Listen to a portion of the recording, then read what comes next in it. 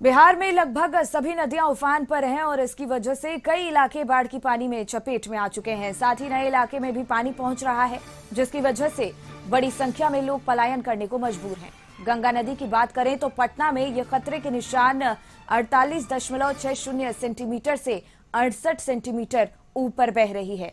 तो लोगों में फिलहाल बाढ़ की ये तस्वीरें देखकर भय का माहौल है, दहशत का माहौल है और बाढ़ का पानी नए इलाके में भी फैल रहा है।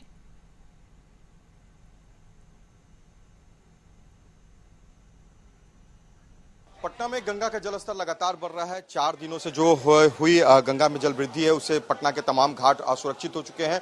नज़ारा हम आपको तस्वीरें दिखा देते हैं कि जो घाट के असुरक्षित, जिलाधिकारी की तरफ से भी जो है ये आदेश दिए गए हैं कि जो भी निचले इलाके में रहने वाले लोग हैं जिनको ये समस्या हो चुकी है बाढ़ से, उन लोगों को जो है राहत और सहायता दिया जाए। कल बाढ़ के अथमल गोला और बख्तियारपुर इलाकों में NH पर भी जो है पानी जो है वो थोड़ा सा चढ़ गया, जिस कारण से जो है यातायात में परेशानी शुरू हो चुकी है। मगर लोगों के अनुसार जो कहा जा सकता है कि पानी अगर इसी तरह से बढ़ते रहा तो और भी दिक्कत हो सकती है। बहुत सारे लोगों को जो है गंगा घाट पे पहुंच रहे हैं, उन्हें जो है पाथवे पर जो पानी पहुंच चुका है उससे दिक्कत होने लगी है। और देखिए बहुत ही लोगों का जो है इस समय जो है पितृपक्ष और पिंडदान का जो समय चल रहा है उससे लोगों को देखिए ये पटना का ये बंसी घाट है, बांकीपुर का ये इलाका है। और देखिए ये पाथवे है, ये मरीन ड्राइव के सामने का ये जो पाथवे है गंगा पथ से जुड़ा हुआ कनेक्टेड रोड है। ये पूरा गांधी मैदान कलेक्ट्रेट से लेकर जो ये पूरा NIT तक ये रास्ता जाता है, ये इस पर जो लोग चलते हैं। मगर यहाँ पर भी पानी चढ़ चुका है, आप सामने तस्वीरों में देख सकते हैं। कुछ लोग स्थानीय जो लोग हैं उनसे हम बात कर लेते हैं। बाबा क्या स्थिति है, कब से ये पानी का जलस्तर बढ़ चुका है? कितने दिनों से जलस्तर बढ़ रहा है? 2-4 दिन से बढ़ रहा है, बहुत तेजी से पानी बढ़ रहा है। खतरा से भी आगे भाग रहा है और पूजा करने वाले को और कराने वाले को दोनों को दिक्कत हो रहा है पानी की वजह से। पानी मतलब कम अभी हुआ है या लगातार बढ़ रहा है? हाँ हाँ। जिला प्रशासन की तरफ से भी जो रिपोर्ट दिया जा रहा है फ्लड को लेकर, उसमें भी जो स्थितियां हैं वो गंगा का जो खतरे के निशान जलस्तर है 48.60 है। मगर पटना में जो गंगा का जो अभी जलस्तर है, जो जिला प्रशासन की तरफ से जो जानकारी दी गई वो 50.28 सेंटीमीटर के ऊपर बढ़ रहा है, यानी खतरे के निशान से काफी ऊपर गंगा का स्तर पर पहुंच चुका है। और जो 2016 में पटना में गंगा का जो खतरनाक जलस्तर पहुंच गया था 50.52 सेंटीमीटर, उस स्तर से पहुंचने में महज ही कुछ सेंटीमीटर के करीब जो है ये बचा हुआ। स्थिति अगर और बिगड़ती है तो लोगों को और परेशानी होगी और जिला प्रशासन को अलर्ट मोड पर रहने की जरूरत है, क्योंकि जिस तरह से स्थितियां बिगड़ रही हैं, लोग निचले इलाकों में रहने वाले को सबसे ज्यादा परेशानी हो रही है। उनके घर जो है बाढ़ के पानी से तबाह हो चुका है। इस समय कैंपस से आपके साथ गौतम गौन, कशिश न्यूज पटना। गंगा नदी के कारण पटना के कई इलाके में बाढ़ आ गया है और इसकी वजह से लोग अपना घर बाग छोड़ने को मजबूर हैं। खासकर निचले क्षेत्र में रहने वाली आबादी ज्यादा प्रभावित हुई है।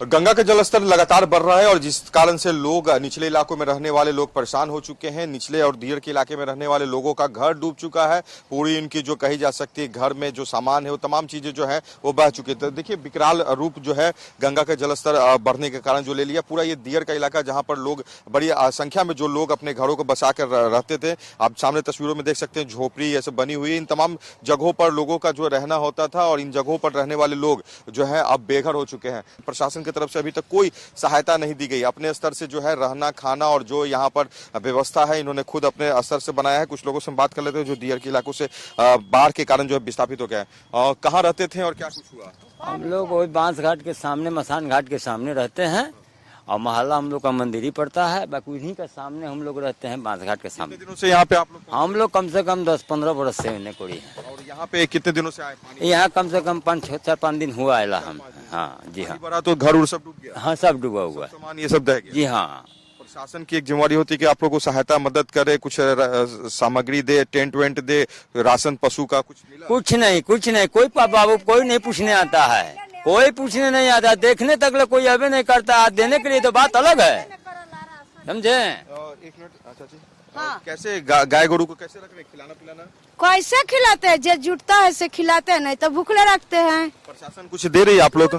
कुछ ना देखे टेंट भी देखे अबे न करा है या देवे के फेर में बरनी देखे अबे न करा है या आये थी देवे। कितनी आबादी थी वहाँ पर? जो से कम यहाँ वहाँ से लेके 500,000 आदमी हैं। 500,000 आदमी सब यहाँ सब डूबा हुआ है सर, अपना से भी नजर से देख सकते हैं।